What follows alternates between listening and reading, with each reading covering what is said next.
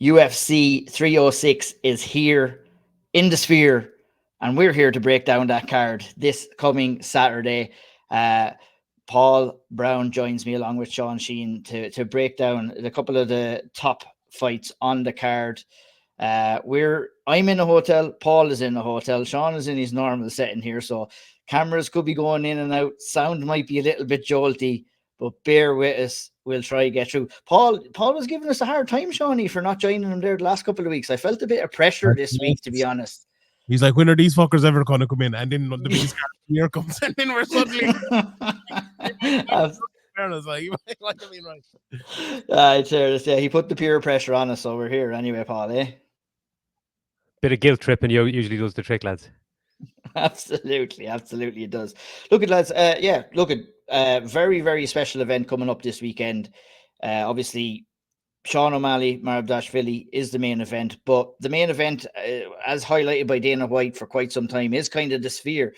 The event, is kind of circling around, no pun intended, the Sphere, in terms of it's going to be the star of the show. And, normally Dana will kind of big things up and you don't know whether to take his word for it or not, but having been in the Sphere myself for U2 last December, I have to say it was an amazing experience. And I think Bono was a prick, but, I still enjoyed the show. And I have to agree with him. Like, a lot of people asked me at the time, what was it like? And it really is indescribable unless you're inside there and unless you can kind of witness what's going on. Everyone watching from home probably won't quite have the same experience of everyone live in attendance, but Dana is promising that at home experience to be a little bit different than what we're normally used to in a UFC pay-per-view. So, I, for one, am excited about it. Maybe it's because I've been there before and I can picture it a little bit better, but I think in general, what we want in the mixed martial arts sphere is something a little bit different, Shawnee. And that's exactly what we're getting here on Saturday night, especially with the overall setting. We'll talk about the fights in a minute. Yeah, I'm kind of just hoping for that, something a little bit different. Remember at UFC 300, they did little things, they had little packages, they went back on old things, and just, I think everyone was really happy with that. Like, and I've made criticisms of the UFC over the last few years for, like, when they went to the Fight Island, and like, you go back now, and I'm sure we've probably all done it in the last week, and we've watched the fight from Fight Island without even fucking knowing it was on Fight Island, because it's just the same as all the rest. If that happens with the Sphere as well, I think actually that's a bit of a failure. So that's the one thing. Now, Dana White's already kind of said the Sphere will be the star, as you were alluding to there, and he was like, apart from when the fights are on, which I'm grand with this, but also that feels like a little bit of like, okay, what are we actually changing? So what are we actually doing a little bit differently? Now, if there is cool bits in between, if they make a spectacle of it and the walkouts and all, I'll be fine with it. I'm just very interested. It's one of these things I really don't know. Like, afterwards, I feel like everyone will either be very positive on it or everyone will be very negative on it, because it doesn't really take much with UFC. We saw with UFC 300. They didn't do a whole lot. Like, they did like 4 or 5 different bits, and everyone was ecstatic with it. They really were, because we want a little bit of difference. So, the UFC have plowed money into this, and I'm sure like the graphics and the actual arena itself to get them in the right fucking aperture and everything like that is going to cost a lot of money. But I'm just hoping it's a little bit different. I'm hoping it's a little bit cool. I think what you said, Arian, you've been in the Sphere and it's going to be electric. I think for everyone in the arena, maybe apart from the seats you were put in first for the people that can't see, but everyone else in the arena, I think they'll have a great night. I think it'll be unbelievable. I'm very curious to see what it'll be like at home, because I'm not sure. I think it'll either be great for us or I think it'll be a bit weird, but we'll see, I suppose. Yeah, that's what I'm kind of excited about. Paul, what's the excitement levels for you, Paul, heading into the card? Well, I'm looking at it from my perspective. Like, you're thinking that Dana keeps saying, the people in the arena are going to have a great time at it, and obviously it's going to be a massive once in a lifetime experience for them. But he's also highlighted the fact that they've spent a lot of money making sure that those of us viewing at home are going to really get a great kick out of it and see something different and something unique. I'm wondering what it'll look like for someone like me who has young kids and isn't going to watch it live. I'm going to get up and catch up on the fights. You know what I mean? So if I'm just getting up to watch the fights, like Shawnee said, is it just going to be like watching any other fights, or is there going to be something different there? I've seen that the lists going around of all the stuff that they have in the venue and the different effects that you have when you're in your seat, and you know you're going to be feeling the vibrations of some of the takedowns and some of the punches. But yeah, like Johnny said, is it going to feel like when you're just watching back one of the fights in 5 years' time, are you going to instantly know that that's from the Sphere? It's hard to know, but yeah, bring it on. I'm all for it. It's something new going on, you know? Yeah, 100%. I couldn't agree more. And I believe I saw something where they are kind of changing up the uniforms and stuff like that. So little small intricacies like that is going to make our experience watching from home a little bit better anyway. But we've been talking about the Sphere. Let's talk about the fights. Let's talk about Sean O'Malley versus Marabdashvili. Brilliant fight. I mean, it's the type of fight, Paul, that we've been talking about ever since MMA existed, and that's strikers versus grapplers. You know what I mean? And Sean O'Malley is coming in with his striking prowess. Obviously, Marabdashvili has this pressure grappling style where he's just continuously moving forward, closing the distance, trying to take you down. And I mean, you know, the real overall, I think Sean hit on this in the big podcast this week. I mean, there's no real getting in depth in analysis of this. It's like, can Sean keep it on the feet and land his shots? Can Merab close the distance safely, put Sean up against the fence and take him down and dominate him if he does get the fight down? Is that basically how you're kind of seeing this fight play out? Yeah, definitely. Like that's the simplified way of looking at it. There's things that come into play in it, though. There's things like Sean O'Malley's footwork is very, very different to a lot of other fighters. Like if you go back and watch Merab fighting Jose Aldo a couple of years back, and Aldo standing in front of him in an orthodox stance and his hands are up and he's waiting to just snap one into Merab's face when he steps into the space. O'Malley doesn't do anything along those lines. He's always doing those little half steps, southpaw, orthodox, at 45-degree angle this way, 45-degree angle that way. So he is a very, very tricky guy to pin down.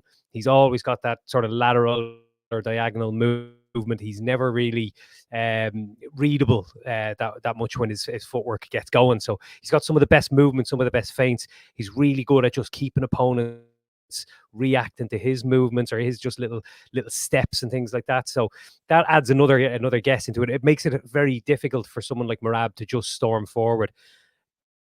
Another wrinkle there is Merab's teammate, wasn't it? Aljamain Sterling has already been in there with him and found out the hard way what happens when you zig instead of zag. So there's so many questions. The good thing about it is, like Johnny mentioned on the big podcast the other day, is we really don't know what's going to happen. And that's what's getting me so excited for this fight, because it's either going to go one way or the other in the most extreme fashion. And people can't really call it at the moment. You're seeing all these polls going around and they're swaying back and forth. So I love fights like that because they become unmissable, don't they? They absolutely do, and the excitement levels for me is just as much as high as yourself, Paul. Because look, we're talking about two guys here. Sean O'Malley seems to be in a situation here, Shawnee, that Sheehan, I should say, he's in the situation where he has always kind of wanted, and the fans have wanted for him to prove himself. You know, similar enough to Conor. It's always like, give him the wrestler, give him this, give him that. And he's come out time and time again, and he's marched on and became the champion. You know, the first kind of glimmer and the only thing that really would have stood against Sean and the fans' opinion on him was his takedown defense. He's a good striker, but he's no good at defending takedowns. We kind of saw a glimmer how good his takedown defense was against Peter Yan, I believe, in that fight where he shocked many people in getting the win. But I think in this fight with Merab, he's dealing with a different style of grappler. You know, he may have an ability early days to stop the takedown, but Merab is going to stay coming and coming and coming. And I think the real interesting factor to me is that whether Sean can maintain that level of takedown defense throughout 5 rounds, if it goes that far, or if he can create some traps to kind of nail Merab en route to trying to take him down. I think, you know, that's what fascinates me the most. It's very interesting because the two parts of it there are the exact answer to the question of who's going to win this fight. And look, one will say one way and the other will say the other way, depending on which it goes. Like, to the second mind there is the simplistic thing is you were talking about what I said in the podcast at the weekend. Look, if O'Malley can move his feet well, avoid the forward motion of Merab, go to the left or right, hit him, and knock him out, that's how he's going to win. Simple as that. The thing, and you're right there about the grappling of Merab. You said the grappling of Merab is very different to a lot of other grapplers, and it is, because he's not really a grappler, while being like the most grapple heavy person in the whole UFC. He takes you down, you get up. He pushes you against the cage, takes you down, you get up. He has like more takedowns per minute than strikes per minute in his UFC career, someone was saying there the other day, and that's normally a really bad stat. And I've talked in the podcast before about that being a bad stat. That means he's not taking you down and submitting you, or taking you down and ground and pounding you. He's taking you down, letting you up, taking you down, letting you up. But the second point you made there about, can O'Malley keep that pace? Can he hack the pace? Is the question, and is the reason why Merab takes you down and lets you up, and takes you down and lets you up. Because the time the third round comes, you're so fucked that when he takes you down, can you even get back up? You know? So it's like Mike Tyson, Mike Tyson, Homer Simpson and Drederick Tatum. Do you know that? Or a bit of Mike Tyson, where he just lets him punch him and punch him and punch him and punch him, and then he just like tip, and he's over, and he knocks him out. That's a bit like Merab. Now he's the one, I suppose, pushing the pace and wait until you're absolutely done. But that's his game plan. It took me a while to kind of get my head around that as a game plan in modern mixed martial arts, but that's what it is. And the other thing we always say about O'Malley, and I've kind of gotten away from it a little bit, but we were talking about it recently on a podcast, Ian, I'm pretty sure, is like, O'Malley's body has given out on him before. You know, we've seen it a couple of times where, you know, he's gotten hurt and he's obviously lost the fight through injury and things like that. A pace, even if he wins the first 4 rounds and Merab is in some way successful at putting on the pace, can his body hold up for the third, fourth, fifth round? That's a massive question. I think that, you know, we need answered in this, but there's so many questions that we need answered in this. Like, if O'Malley's footwork is, as Paul alluded to there, which I agree is absolutely fantastic, if that's good enough to take away the forward pressure from Merab, look what let me pull up who was it there? Marlon Moraes. Look what Marlon Moraes did to him in the start of that fight. Absolutely ate him up, nearly knocked him out, because Marlon Moraes pushed him back. If O'Malley can stop the forward pressure and push him back, curtains. It's absolute curtains. Even though O'Malley's more of a counter striker, if he turns attacking against Merab has a really, really bad time. So this fight is a fight that could turn really bad for Merab very, very quickly, but it could also turn really bad for O'Malley very, very quickly as well. Fascinating matchup.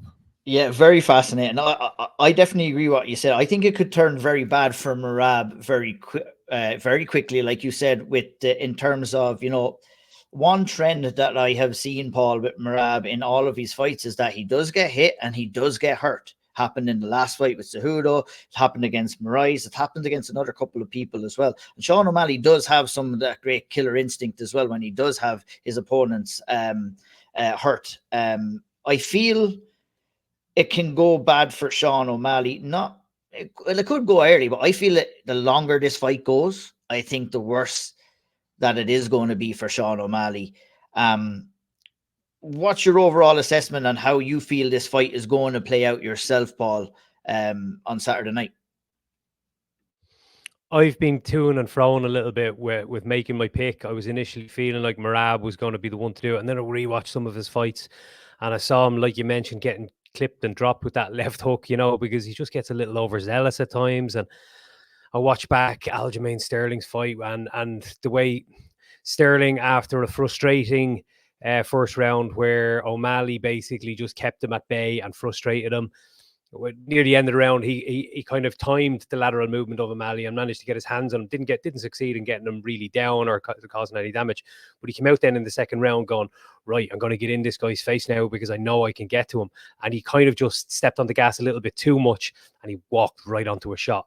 And I think O'Malley, he could very, very possibly do the same thing here, frustrate Merab a little bit. Merab will just kind of step on the gas a little bit, and it's a dangerous game to play against someone as dangerous. O'Malley has serious power at that weight class.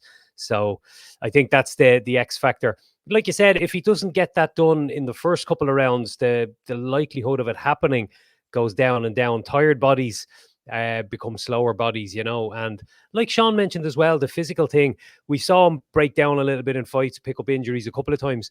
Right at the end of that last fight against Marlon Vera, I remember 25 minutes, dominant 25 minutes, and he got clipped. He was to the body in the last 30 seconds of the fight. And then he had to go and sit down. He couldn't celebrate at the moment the fight was over. He had to go and crumple down against the cage.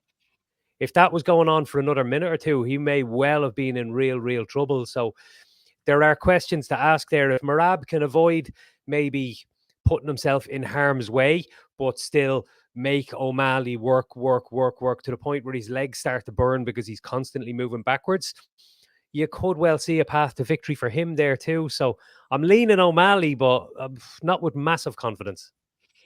Yeah, I'm leaning O'Malley myself as well. From the fact that I said I think Merab does get hit and hurt. Now, one thing that, you know, will play a factor in this fight is I believe that they will learn from the mistakes that Aljo made in the fight when they took on each other, because I think what happened in that fight was both Aljo and his team, I think, underestimated the footwork of Sean O'Malley. They were unable to push him back against the threshold. They were unable to get him up against the cage. And what that causes is frustration, number one, and panic, number two. And with frustration comes errors, in my opinion. And I think Aljo tried to force that takedown. He rushed in on Sean O'Malley and ran right onto that shot. And I think, you know, Merab probably, we won't see him do that all too much in round one, but I feel he'll up the pace a little bit in round two. I feel it could be round two for Sean O'Malley myself, where he kind of catches Merab coming in. But like I said, you know, we could be made a fool of for that prediction come Monday when Merab dominates him and does eventually take him down. Shawnee, you know, we don't normally do predictions. I know we have our official predictions coming out, but I know for one, I changed my mind 100 times on a lot of the main events that we pick. How are you feeling right now about this one before we wrap it up and go on to the co-main event? My pick is very much similar to yours. I think O'Malley will win, and I think he'll knock him out, but with no great conviction. One just last point I want to make. I was listening to, went back and watched Alistair Overeem versus Brock Lesnar the other day. I was watching a few interviews and stuff around it because I don't know why, I just love that fight.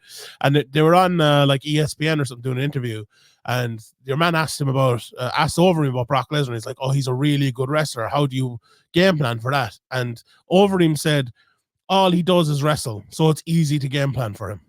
And I was thinking for this one, like, if Merab didn't have that fight against Henry Cejudo, you could probably say the same, right? And now, easier said than done, obviously, but he's done the same thing in almost all of his fights. But the Henry Cejudo fight was very different. He struck with him, and as I think was Paul mentioned, he did get hit in that fight, and he almost got knocked out. But I wonder, does that change O'Malley's game plan a little bit, or make him a little bit more uncertain about how the fight is going to go? Because Merab has shown that he is more comfortable fighting in more than one area. So I just wonder, might that be a little bit to think about further? Because as Paul said there, I think it was like, is there a portion of the fight where Merab will try to stay safe?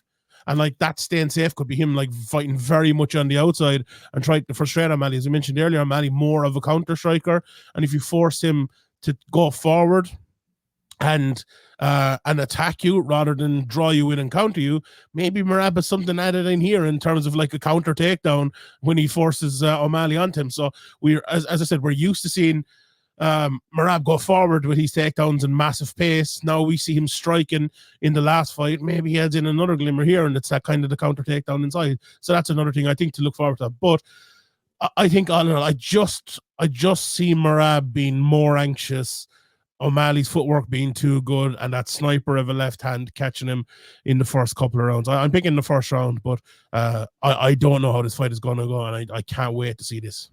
Yeah, 100%. In the co-main event, we have a rematch of a rematch. It's the trilogy match between Alexa Grasso, the champion, and Valentina Shevchenko, the former champion. Very, very curious to see how this goes as well. Obviously, first fight was that famous rear naked choke. Alexa Grasso snapped on Valentina Shevchenko. Last fight, we had that controversial split draw where we had the outrageous scorecard. It was a round that should have been scored at 10-8, that wasn't scored at 10-8, if I remember correctly. And a lot of controversy surrounding that as well, Paul. Heading into the trilogy fight here, obviously, both women very, very confident coming into this third fight, spent a lot of time in front of each other. in the cage, outside the cage as well, obviously coming off as coaches of the Ultimate Fighter. How do you see this one playing out, and what's the excitement levels for it? I just rewatched the second one there during the week because I don't think I'd actually watched it at the time. I think I just listened to you guys on the podcast breaking it down and then never really went back and watched it. But what a brilliant fight, you know. And the first one was excellent, but I didn't realize the second one was so good. It was really on a knife edge. And yeah, the dodgy scorecard was one judge gave it 10-8 for Grasso in the 5th round. Which should have been a 10-9. Like she basically got jabbed up for 3.5 minutes and then got on top of Shevchenko, landed some shots, finished the fight in the dominant position, but wasn't a 10-8. And that swayed it, that made it a draw. If that would have been given a 10-9, Shevchenko would have won. Personally, I had Grasso winning 2-4-5, but 4 was very, very close. And I think 2 judges gave it to Shevchenko. So, you know, it was a fight that basically could have just gone either way.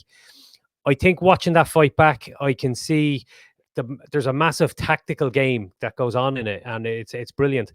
Grasso has fought predominantly as an orthodox fighter throughout her career. Now she's in there against a southpaw Shevchenko. Shevchenko's got a lot of power in that left leg in particular, so that kick to the body, and was it Jessica Eye she knocked out with a head kick.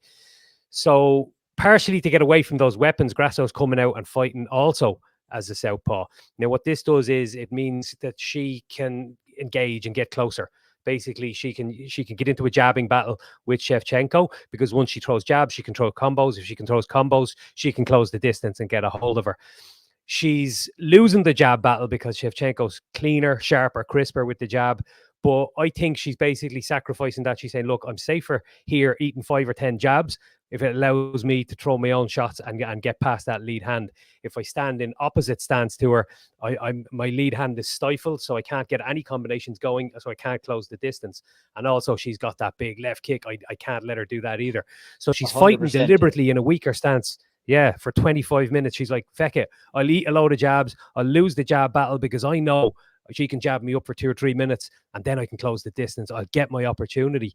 And I think that's brilliant, just because you can see the difference in, you know, fast twitch athlete v slow twitch athlete in those jabbing exchanges. She's not a better boxer. She's not a cleaner striker. She's not faster or sharper, but she's like, no, I'm going to stand here and do this with you because that's where my window of opportunity is going to present itself.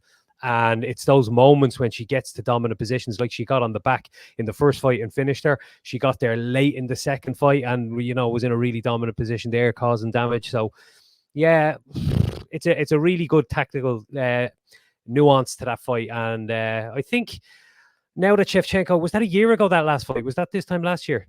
UFC Noche? Yeah. Is it that long ago? It was UFC 285, which was in, it was in around, That's a year and early. Yeah. Like a little thing going on with Shevchenko there. Yeah, in that last fight, I was looking at her, and to me, she looks like someone who knows she's not as good as she was maybe 2 years before that. She's fighting a little bit within herself. She's not going out there with the confidence and the killer instinct that she maybe had in a couple of the fights during that massive run. She's like, right, my levels have dipped a little bit, maybe physically. I'm not as sharp as I once was, but I'm still better than most of these girls. So she's fighting slightly more conservatively. That's how it looks to me. Now, she hasn't fought in a year again since that. Where is she now in her head and in her body, you know? So there's a lot of little wrinkles in this one. And after watching the other one back so recently, I'm hyped for this one. Yeah, definitely. It was an excellent breakdown, Paul, and I wouldn't add too much to that as well. I think the point about closing the distance to boxing range was an excellent point as well. It's something that was kind of prominent in both of these fights, where, you know, you take the kicking game away from Valentina Shevchenko. If Valentina can get at that kickboxing range, she's very, very dangerous with her kicks.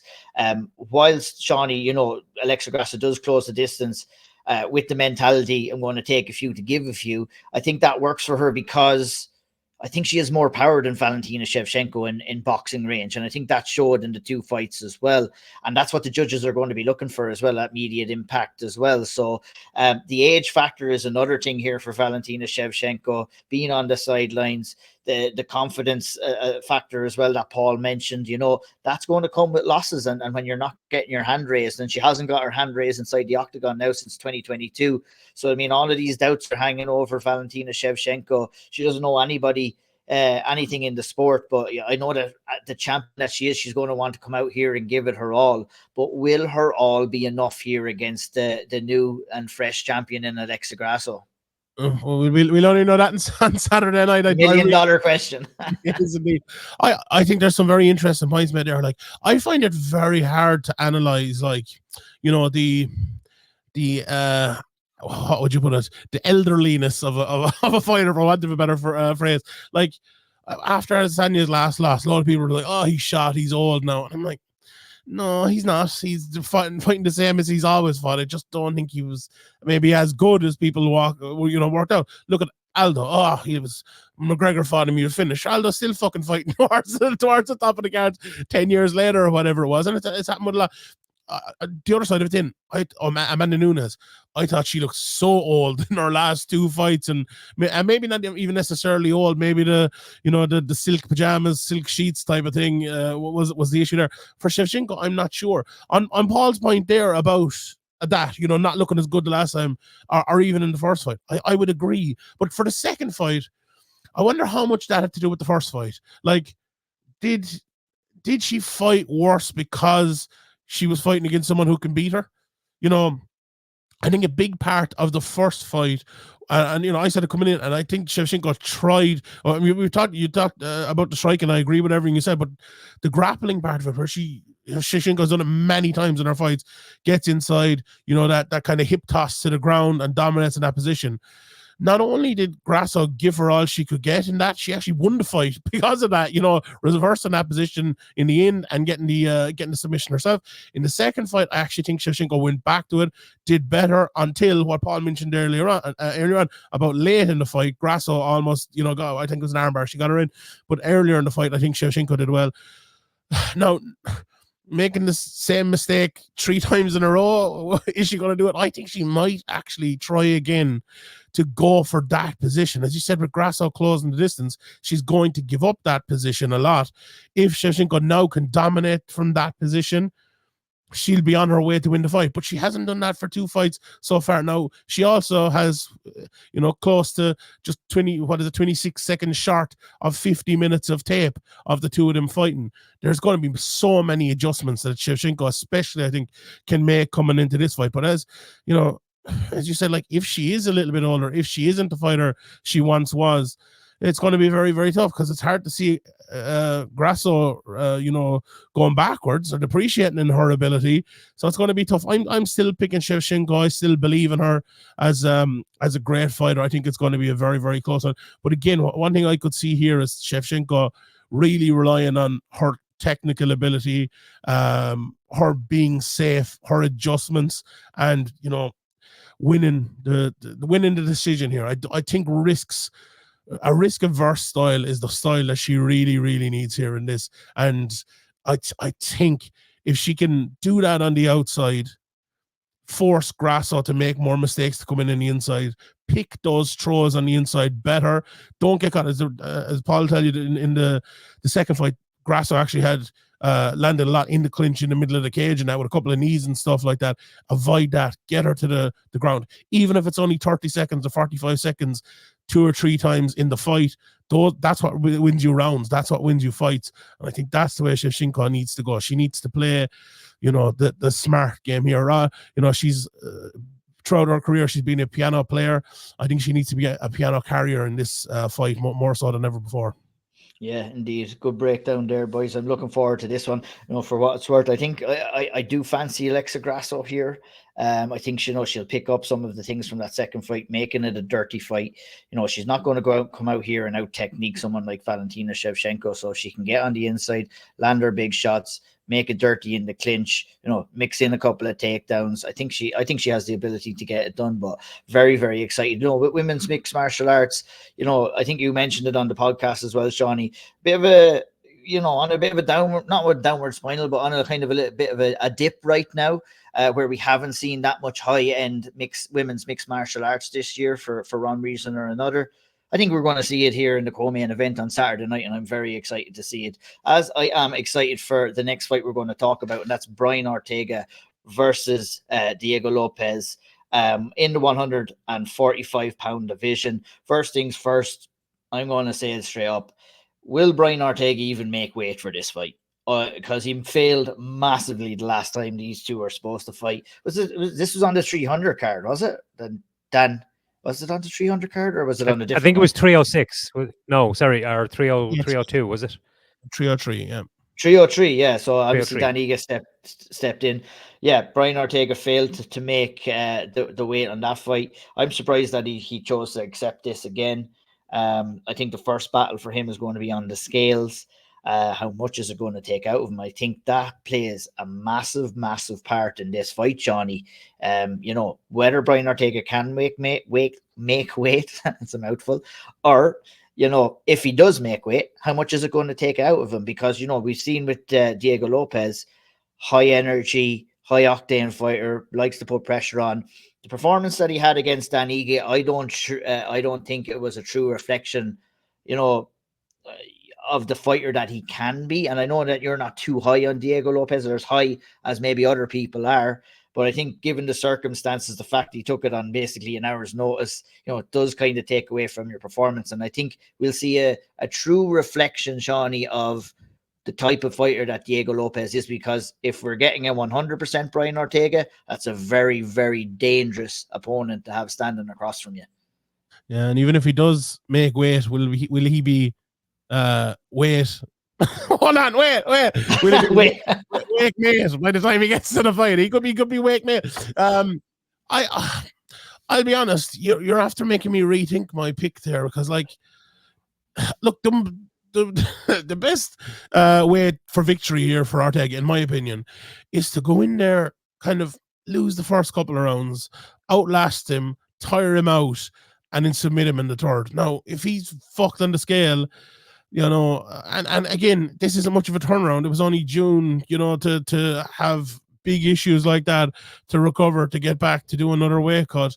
If he's gone into that third round, it's going to be a very, very tough fight for him. As you said, I'm not overly hyped on Lopez. I'm not overly hyped on Evlaev either, to be honest. I just and it's not that I'm not hyped on him. I just think the top of that division is so good that they just, for me, are not quite there yet.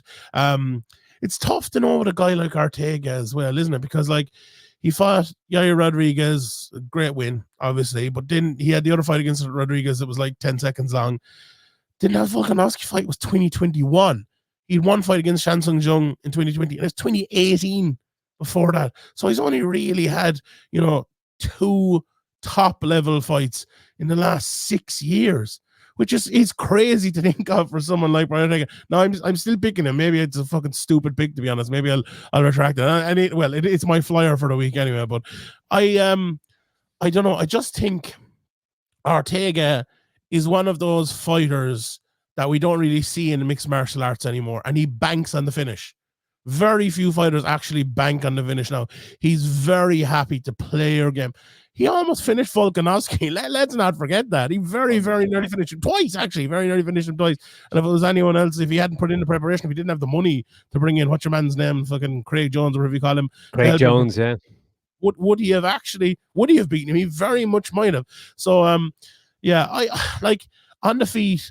Ortega, remember that fight? Ortega was a Shang Tsung Jung fight. He came out and he looked like fucking Canelo going out there. He looked absolutely unbelievable. And in other fights, he just looks absolutely horrendous. I don't know. I don't know what it is with him, to be honest. It's like he's a different fighter every time he kind of goes in there. You don't know what to expect. But, you know, the weight thing is really hanging over me, and I'll mention it again. Like, before everything kind of transpired, and even before this first fight, Paul, was taking place, we had Ortega an interview saying that, you know, he was planning to move up to 155 and everything like that. That was kind of in his future plans, and obviously this opportunity presented himself, and maybe he thinks he owes it to Lopez himself and maybe to the fans to kind of go in there and try one last crack at 145.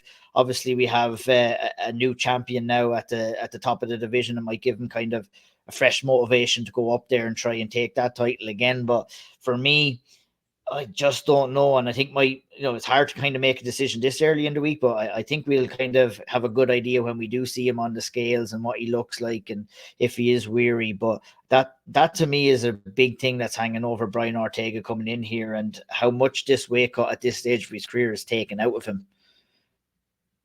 Yeah, and I think at the last fight, didn't he contact Lopez's team the day before the weigh-ins or the night before and say, look, we're not going to make 145. Any chance you want to fight at lightweight? And they said, yeah. And this was the night before the weigh-ins. And I thought that was weird. I thought, like, if I was in Lopez's shoes, I would have said, hell no, you are going to end up giving me whatever it is, 20, 30% of your purse. And then the UFC will broker a deal on what weight we're going to fight at. And I think Lopez and his team just went, yeah, right, whatever, we'll fight you at whatever weight you want. And he couldn't even make lightweight. So, like, yeah, that's weird. Now, I know he didn't have, I don't think he had a full camp coming into that. I think the fight was booked on a few weeks' notice, but I don't think it was too short notice either. Do you know what I mean? And like you mentioned there, it wasn't that long ago either. So physically, what kind of condition is he going to be in coming into this one? As well as that, we look at his last few fights, like defensive. Like I do like watching Ortega strike. He can be effective. There's times when his hands can look excellent. He throws some nice shots, but defensively, there's just nothing. Like he wades forward and walks into the space to like to throw those shots. So he's very, very hittable. And we saw Yair Rodriguez was lighting him up to the body quite a little bit, and you know, it dropped him once or twice in that fight before he did what he did. He comes back and he finishes him with a submission. So he always has that in his locker. When I was watching back some of Lopez's old fights today, the thing that was going through my head is I can't really see where Lopez wins this fight unless Ortega turns up in absolutely terrible shape and just can't take a shot. I think Ortega has been through the mill and dragged himself back out of the fire enough times that if he's even 50% of himself, he'll probably be able to do it again against someone like Lopez, who, you know, throws heavy, throws hard. Lopez has looked his best in some grappling exchanges, and, you know, that fight with Evloev springs to mind, a short notice. He put on a really good grappling display. You're not going to submit Brian Ortega, I don't think. Again, unless Ortega is just a complete shell of what he used to be. So I'd be leaning Ortega, but I don't think either of these two guys are what it takes to win a featherweight belt going forward, you know? Yep, yeah, I can't disagree with what you're saying there at all. And, you know, the jury's out for me on Lopez and if he is an elite level fighter, because that's what we're talking about at this stage here. But, you know, I can see Lopez having success on the feet. You know, we haven't kind of seen the level of striking. If Ortega comes out and does showcase that level of striking like he did against the Korean Zombie, he is very difficult to beat. But I think Lopez is better in the pocket, lands hard as well. He hit Dan Ige with some shots. I don't know how Dan Ige stayed up, but, you know, I can see also Brian Ortega if he comes in 100%, and that's it, man. It just keeps coming back to that for me. But I know you had a bit of a grin on your face there, Shawnee. Did you have something to add to the conversation there? I was just gonna say it's a fraud check this weekend for Ortega. Fucking fraud check is right. We could have a fraud check before the fight starts if Ortega. A fraud check at Brian Ortega's 145 pound status is on the line here before Diego Lopez potentially goes in. But that's the thing, you just don't know, and that's what makes this fight interesting. It's going to tell us a lot about Lopez and how good he is. But it's also going to tell us, you know, can Brian Ortega pull off another spectacular performance? And that's not beyond the realms of possibility. And that's why it makes it a really, really good fight. And I'm excited to see. Fingers crossed everybody stays healthy in the weigh-in and we get to see this fight in its, I was going to say natural form, but it's not really. It's in natural form. It's on unnatural form at 145. Two of them will be much heavier when they go in there. Rounding off the rest of the main card, lads. Real quickly, we'll touch on two of these fights. Daniel Zellhuber versus Esteban Ribovic. I think, Shawnee, there's no doubt in that this fight, and I'm going to jinx it right now and saying this fight is not going all the way. Two of these boys like to bang. Two of these boys like to hit hard, stay on the feet. You know, we were talking about potential takedowns in the main event. Maybe in the last fight that we talked about between Ortega and Lopez. I think these two boys are going to stand toe-to-toe, and they're going to give us a Mexican Independent Day standoff. Yeah, it's a very fun fight. It's a type of fight, and I actually think most of the fights, I think the matchmaking is pretty good on this card, to be honest, even if there isn't the stars past beyond what we just spoke about. But you look at these lads, very similar records in the UFC. Bokimin lost the fight, you know, Zellhuber lost to Trey Ogden, Rob Zabava at the other side of it. Then, both came in and both got a big finish. Terence McKinney on one side of it, and the choke Chris Asiagas on the other side of it. There's been a couple of decisions for Zellhuber, but I agree with you. I think he's a good few knockouts in his career. I think he is a guy who will get more throughout his career as well. Still only 25 years of age, And what I like about this? We're seeing this more and more now all the time. This is Killcliff versus Extreme Couture. Two of the best gyms in the world in America, and two teams that send their guys out there to fucking bang, because if they didn't, they wouldn't have a lot of fighters in the UFC.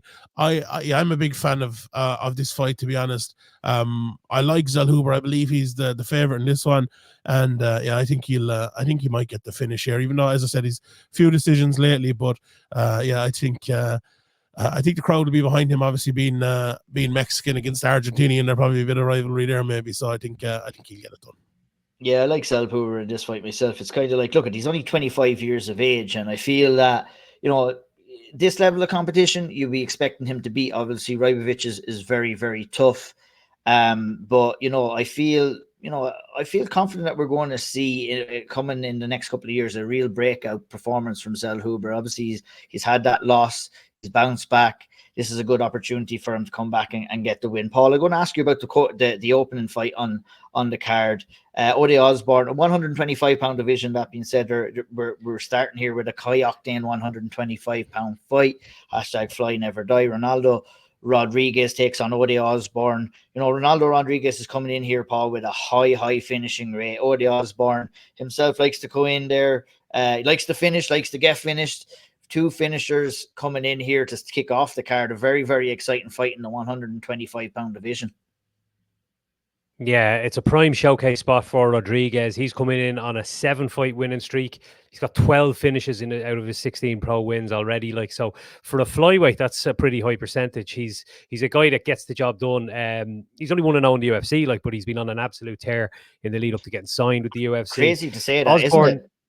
Yeah, bonkers, especially 125 pounds, just nothing. Second fight in UFC, you're fighting smack bang in the middle of the sphere. It's crazy. After getting a win at Danae Bodners, he must be counting these lucky stars, Rodriguez. But sorry, Paul, continue. Go on, yeah, and he's on the main card as well.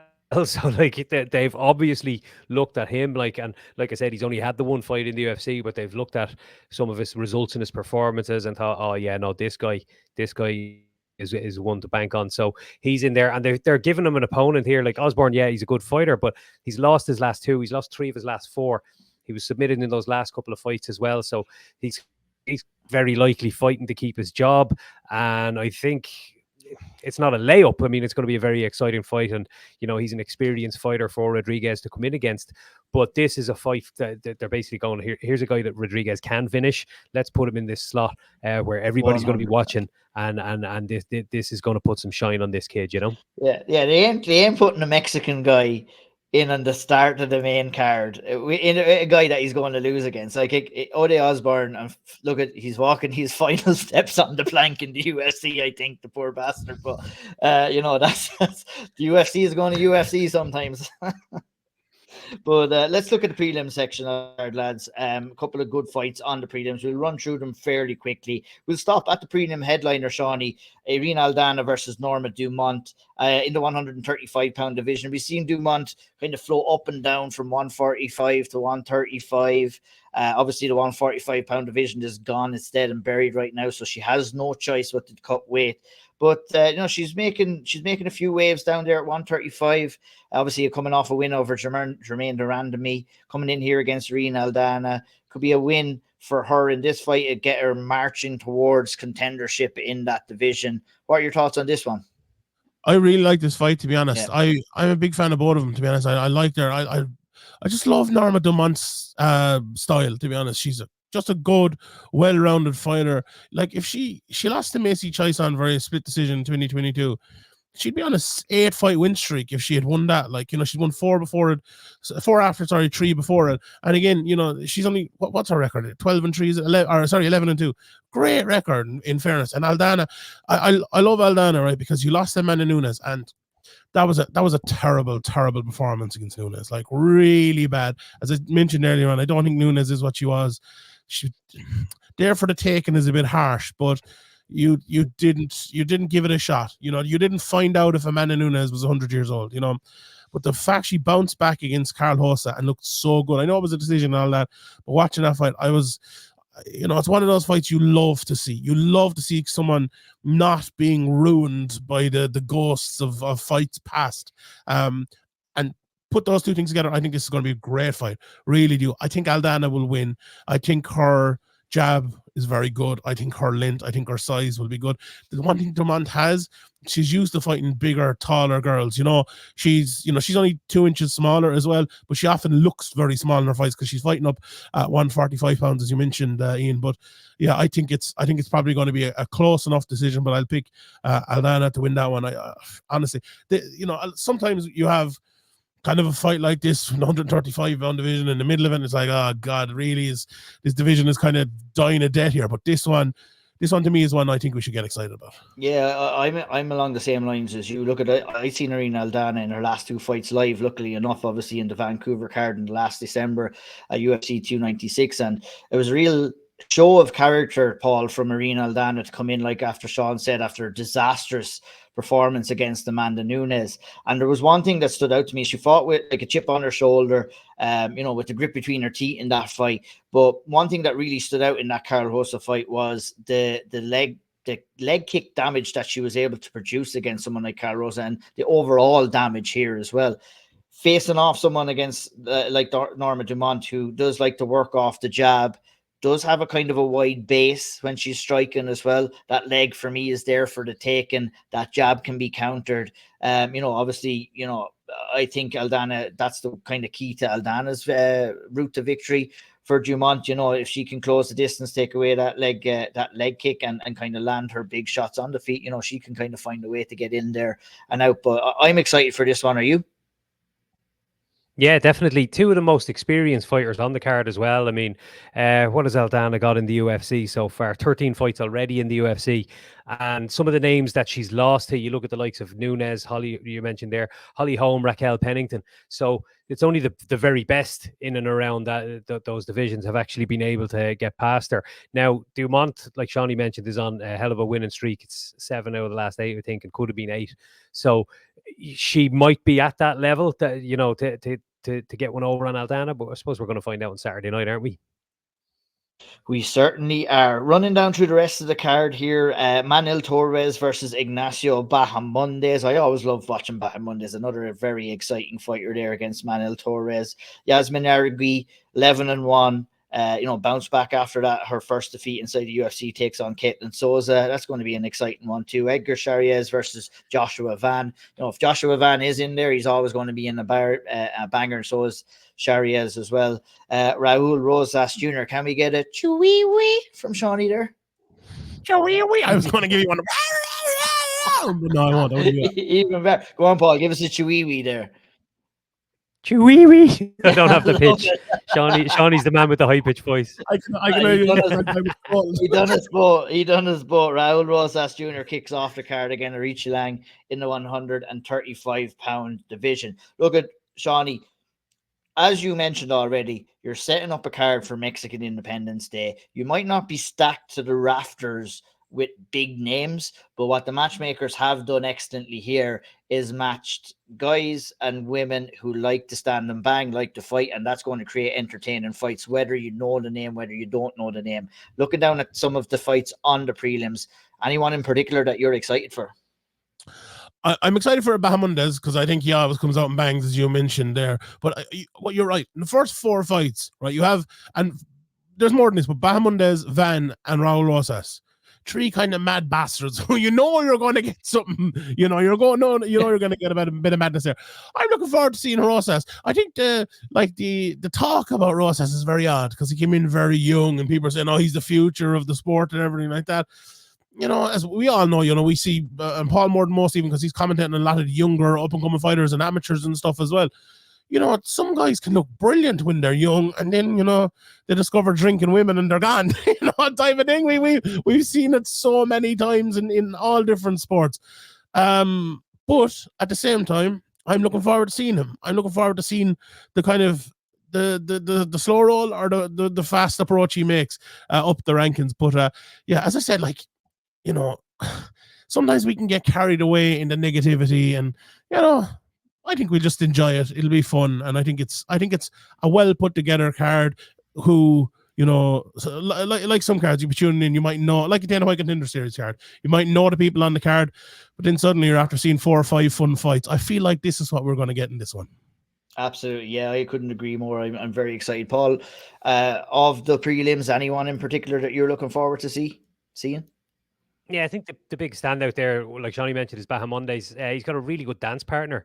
Manuel Torres is 3-0 in the UFC, and they were all first round finishes. He's actually finished his last 5 opponents in the first round. So, like you were talking about there, they're putting guys in there who are going to engage in a fist fight. And if it all plays out the way it's supposed to, it could be an amazing night of fights. It could be. Word on the street, couple of Easter eggs there now. I know Hawkeye Sheehan there is going to be looking out for those Easter eggs on the hunt for that 25,000. I have a wedding to pay for. I fucking need that. I mean, at fucking 9 o'clock trying to fucking get in. So I'd be like fucking watching it again. He'd be the first. It'd be interesting enough. So yeah, Easter eggs. If you don't know already, Dana White has announced that throughout the broadcast, throughout the movie, and the movie that's going to be playing, I think, throughout the Sphere experience is a full on from the very beginning of combat sports in Mexico to where it is right now to where it can be in the future. A couple of Easter eggs will be thrown towards it. I'm very curious to see what that's all about as well. Sean, you have thoughts? And just before we go, kind of about to wrap up, just to mention the 3 Irish people obviously fighting at Bellator as well this weekend. Kieran Clark, like fucking always, his fight is falling out, and he's fighting Thomas Granville now, a guy who I've watched a lot of over the last few years because he's fought in everyone. That's a very interesting fight, but obviously Leah as well, topping the card, and Dara Kelly with a big step up in that as well. So the Bellator card as well. I've a preview over in Sherdog on it, and I know you talked about it on the Old Triangle as well, but just to update people on that. Just before we go, I suppose, what do you think of those fights, lads? It's 3 hard enough fights for the 3 Irish crew, aren't they? Yeah, I think very, very difficult fights. Look, I think Leah does have the skill set to kind of get the better of Sarah Collins here as well. Look at Sarah Collins is a very good striker. She did very well against Sinead, but you know, you're going in there against Sinead and you're not really going to have to deal with the threat of the takedown or the judo that someone like Leah McCourt possesses. Real quick about Kieran Clark. I mean, geez, man, the man can't catch a break. I save me. I interviewed him at Cage Legacy, and I was about to put out a snap about his fight with Ruiz. Luckily, the MMA gods shone on me that I didn't slap that up. But there's nothing new there for Kieran Clark. He gets a change of opponent on fight week. He'll take it with open arms. He'll go out there and fight his heart out. It is a difficult opponent. And I feel bad for Kieran Clark because he's fighting these really good guys. And, you know, there doesn't seem to be any reward for it right now. And, you know, I'm blue in the face from talking about this. Is, you know, Bellator really need to look after someone like Kieran Clark, especially if he goes out and gets a win this weekend. Give him a fucking name. Give him a name, for Jesus' sake. And Dara Kelly, no, he's getting a really good guy here as well, another undefeated guy as well. No, dropped down to 145, didn't have it work out for him. Back up to 155, looked really good in his last fight, and I'm really excited to see how he looks in this one too. I think he has the ability to get the job done. I think I'm keeping, you know, you want to keep it positive. I think we're going to get 3 wins for the Irish this weekend, and I'm very curious to hear what Paul has to say about them. Just for a big price, Darren Kelly as well. He's nearly 2-1 to win that fight. That's money to be made there. Movil Mauler, boy, get on it. Yeah, because that's it. That's a really good opponent. He's in again. He's up against Ritsenko, isn't he? He's unbeaten as well. So that guy's a handful. Kieran Clark, what can you say? It is what it is. It happens every time Kieran Clark is getting ready to fight. But look, at least he's still on the card and he gets another fight. And Liam McCourt fight is interesting. I spoke with Sarah Collins, and you know, she comes from a lifelong judo background herself. She's insisting that she has seen holes in Liam McCourt's grappling game. So she's only 5-0, and she's already fought Sinead. She's now fighting Leah in the number 1 contender fight, and she fought a former Invicta champ. She didn't have an amateur career at all, she told me. I was going to mention that, Paul, to you. I was very surprised when I heard that, when I was looking at your interview, and it's like, you know, at some stage, do you have to think that that level of inexperience within mixed martial arts, is it going to come back and get you? You know, she's done very well, and she's kind of broke down all the barriers for someone who hasn't had an amateur career and is only 5 fights into her professional career. It's a crazy story. And if she goes out and beats Leah McCourt, imagine she could be going in 6-0 to take on either Cyborg or Larissa Pacheco, because she becomes pretty much undeniable if she goes out there and takes out Leah McCourt, really. Yeah, that's exactly the way I was thinking when she said that to me. I was like, right, what happens if you get through this fight and get your hand raised? Like, has anyone ever reached elite level in one of the major promotions with only 6 professional fights and 0 amateur fights to the record? Like, I don't think it's ever really happened. So, Brock Lesnar, obviously, someone like that. Yeah. Apart from Brock, yeah, she's the new Brock Lesnar. So, yeah, she has it all to do, doesn't she? Saturday night, you'd imagine Leah is going to be. I haven't seen the betting odds, but I'd say Leah is probably a good favorite for that one. But who knows? Who knows? Who knows indeed? Well, what we do know is that fight card will be going on Saturday afternoon. It is Saturday afternoon, isn't it? Yeah. And then that'll get us nicely warmed up for the UFC Noche card, brought to you by Saudi Arabia, headlined by an American and a Georgian. And I'm looking forward to it. That being said, we'll be back next week. Theo and I will probably break down that card on Monday in full. We'll be discussing, obviously, all the Irish on the L Triangle next week, as well as will Sean and Graham on the big podcast, as will Paul be maybe somewhere as well. If you want to come and join us to break down cards, Paul, you're always welcome. It's been a pleasure to break down this card with you and Shawnee, of course. And yeah, Paul, you had like you were going to say something there. I was going to say, yeah. We have a Euro Fighting Championships on Sunday as well, so it's a busy weekend of fights. Busy weekend as well. So we can look forward to it all this weekend. We'll break it all down next week. Thanks for listening. Up the fights. Take care.